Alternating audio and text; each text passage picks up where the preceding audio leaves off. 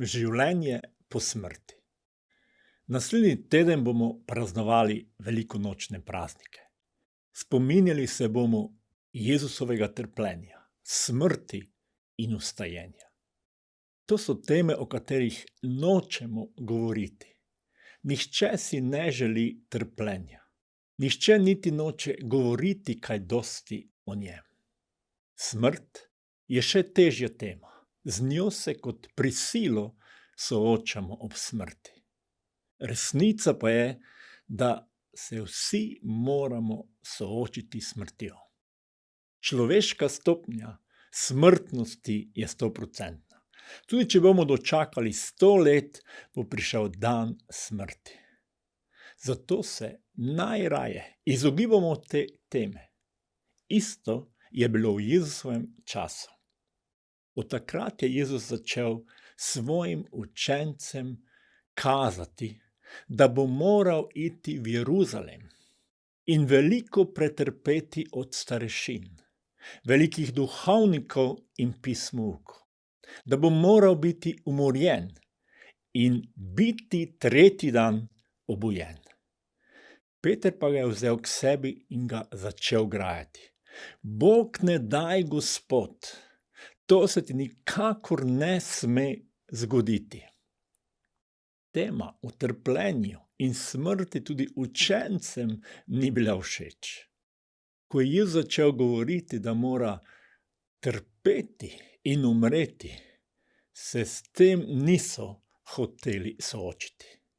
Peter je dejal, Bog ne daj, to se ti nikakor ne sme zgoditi. Jezus pa ni govoril samo o trpljenju, ampak tudi o vstajenju, večnem življenju.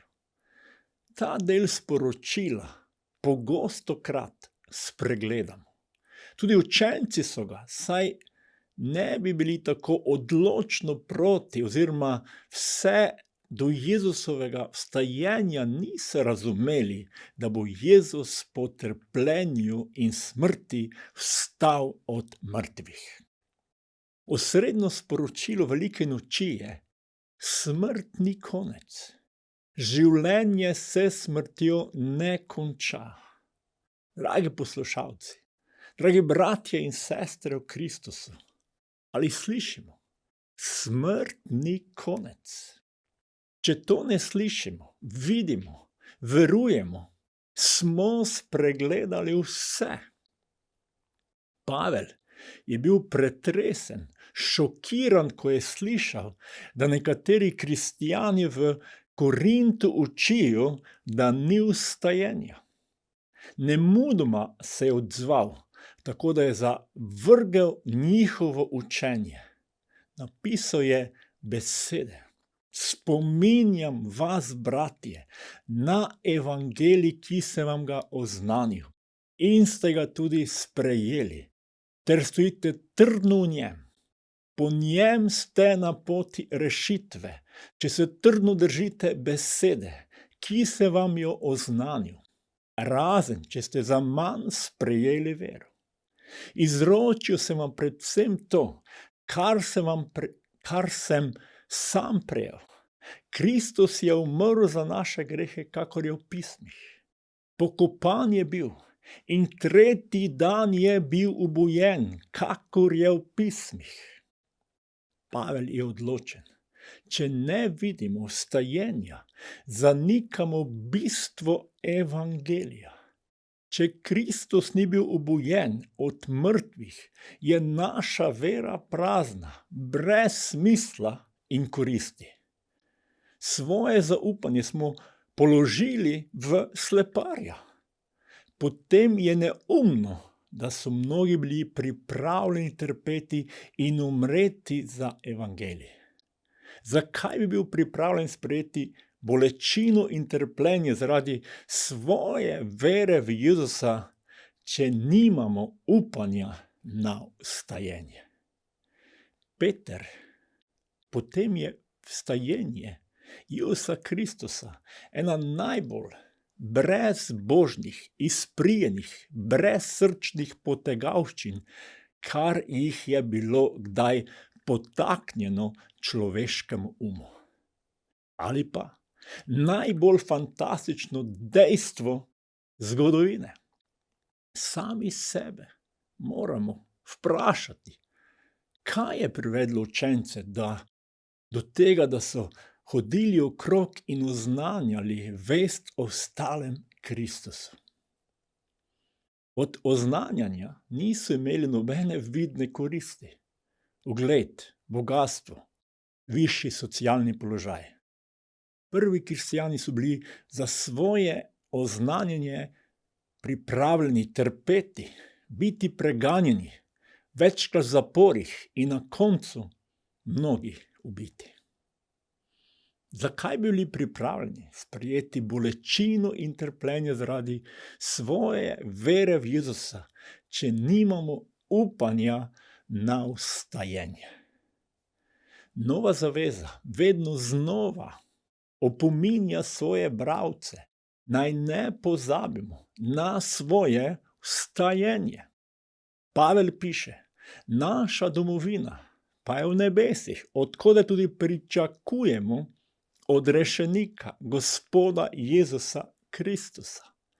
Ta bo z močjo, s katero si more podvreči vse, preobrazil našo bedno telo, tako da ga bomo naredili podobno telesu, tako da ga bo naredil podobno telesu svojega veličastva. Zelo jasno govori o preobrazbi našega telesa, ki bo podobno telesu ustalega Jezusa. Govora je o telesu, življenju, ki ne bo več podvrženo bolečinam, trpljenju, umiranju. Ali je to samo neko lažno upanje, izhod, kako premagati težave na tej zemlji? Ne, to ni svetopisemsko sporočilo na prvem mestu, ampak jasno nakazovanje, luč, da se življenje na zemlji ne konča. Če si kristjan, je to osrednjo sporočilo. Smrt ni konec. Če si zgrešil to, si zgrešil vse. Če samo molimo za pomoč Boga, ko smo v stiskah, je to samo tvoja ali naša bleda slika o Bogu in njegovem načrtu. Apostol Pavel je zelo jasen glede večnosti. Slavljen Bog in Oče našega Gospoda Jezusa Kristusa, v svojem velikem usmiljenju nas je po vstajenju Jezusa Kristusa od mrtvih prerodil za živo upanje, za nepropadljivo, neomadeževano in nevenečo dediščino, ki je v nebesih shranjena za vas, katere Božja moč po veri varuje, da boste dosegli odrešitev, ki čaka, da se razodene v poslednjem času. Imamo živo upanje, ustvarjeni smo za nevenečo, nepropadljivo dediščino, življenje po smrti. Učenci so lahko o tem govorili iz prve roke. Janez pravi, kar je bilo od začetka, kar smo slišali, kar smo na svoje oči videli, kar smo opazovali in so otipale naše roke, to vam oznanjamo, besedo življenja. Učenci so bili zbegani, razočarani, ko so videli, da Jezus umira na križu. Mislili so, konec upanja, da bi nam bilo lepše in boljše na zemlji. Jezus, ki je umiral na križu, jim je bil vse. Bili so navdušeni nad njegovim učenjem, čudeži, s katerimi je pomagal ljudem. Videli so svetlo prihodnost in upanje po novem življenju. Ko je umrl na križu, je vse ugasnilo. V njihovo življenje se je vrnila negotovost, strah, razočaranje. Toda Samo do dne, ko so se srečali od mrtvih vstalim Jezusom. Kajti Janez piše, kar so videle naše oči, otipale naše roke, to vam oznanjamo. Ko je Jezus vstal od mrtvih, jim je dejal, vi ste priče teh reči. Za prve učence je dejstvo, resnica, da smrt ni konec. Nihče jim tega več ne more vzeti. Smrt ni konec. Obstaja življenje po smrti. Kje smo mi danes? Ne bodimo duhovno slepi. Življenje je mnogo več. Ustvarjeni smo za večnost z Bogom. Če poznamo Sveto pismo, vemo, da se zaključi z razodetjem. Ob koncu razodetja sta Bog in človek ponovno v tesno povezanem odnosu. Žalost, trpljenje, smrt so stvar preteklosti. Začelo se je novo življenje po smrti v vsem obilju. Seveda pa je Sveto pismo prav tako zelo jasno, samo za tiste, ki so sprejeli Jezusa za svojega odrešenika. Zato ne spreglejmo življenja po smrti. Če ne verujemo življenje po smrti, še danes prosimo Boga, da nam razodene to življenje.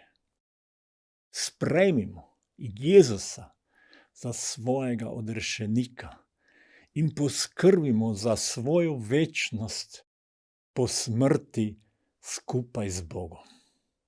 Prav zdaj se lahko pomolimo in če še ni Jezus tvoj odrešenik, lahko ponavljaš za mano. Dragi Jezus, hvala ti, da si bil pripravljen trpeti na križu in umreti za moje grehe. In hvala ti, da si tretji dan vstal od mrtvih. Prosim te, odpusti mi vsak greh. Prosim te, daj mi novo življenje.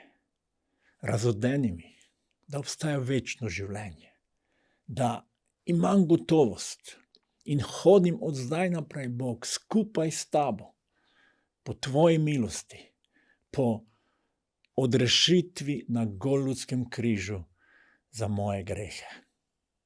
Amen.